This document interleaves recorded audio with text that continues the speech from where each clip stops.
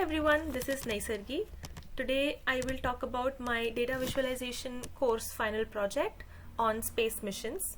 The dataset used for this project was taken from Kaggle and it includes data about space missions since 1957. A couple of columns in this dataset are company name, location, date, details, and so on. I put it in the GitHub gist and used it for a couple of initial visualizations, after which I realized that these columns will not be enough for what I have been thinking. So I had to add a couple of more columns such as latitude, longitude, and year, country, and so on. So I added a couple of them in the GitHub gist, and I had to add year real time in the visualization itself using D3 and JavaScript. Let's go over a couple of prototypes that I created initially. This is the first prototype. It's a stacked bar chart that shows the number of missions by company, and they are color coded based on the status of the mission, for example success and failure. So using this we can clearly understand what is the ratio of the missions that have been successful, shown in green, and failure, shown in blue. This is the second prototype that I had developed. It shows the number of missions trends for each company. So on the right side we can see the color legend that shows the company and its color. On the left side we can see the trend.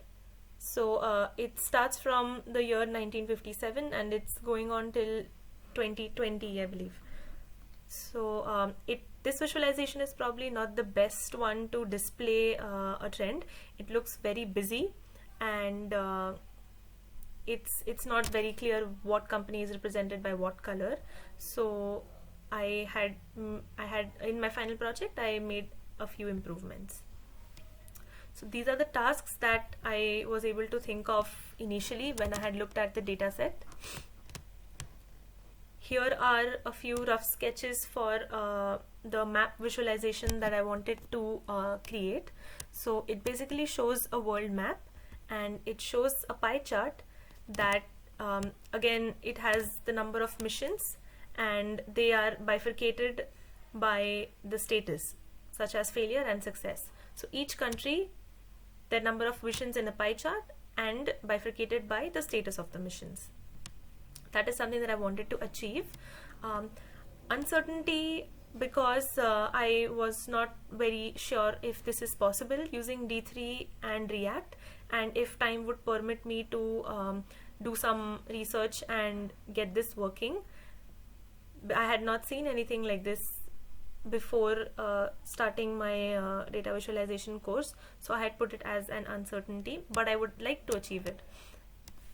Deliverable schedule is what I had followed for my project. It's basically the timeline, and I intended to add two interactions in my final project. One would be a drop down to select the x-axis of the stacked bar chart that we saw as a first prototype, and I would be able to select company name or country or anything else that I like. And another interaction was brushing technique that I wanted to implement in my visualization. So let's talk about my final outcome of the project. So I was able to create a stacked bar chart. On clicking this, we can open it in WizHub, so we'll go over that. So this is the visualization, and it shows the number of missions by company name currently. And if I select the country in the drop down, my x-axis changes to country, and now I can see different countries and their missions bifurcated by the status. I have another variable here called status of the rocket. It is only status active or status retired. So those were the only two values available in my data set, so that's why we see only two values here. So this is my first interaction that I was able to add. Going back, this is the second visualization that I was talking about, the map visualization, minus the pie chart, of course. I did not get enough time to find and implement it, so I was able to implement the brushing technique. So if we click on it, it will take me to the WizHub, and it will open the map visualization. When I select a couple of years, a couple of date range, then the map visualization changes and the data changes to reflect the selected range. So this shows number of missions for each country for that particular year range, for that particular date range. Going back, I was also able to add another visualization. So we had seen the trends in the prototype which looked very busy.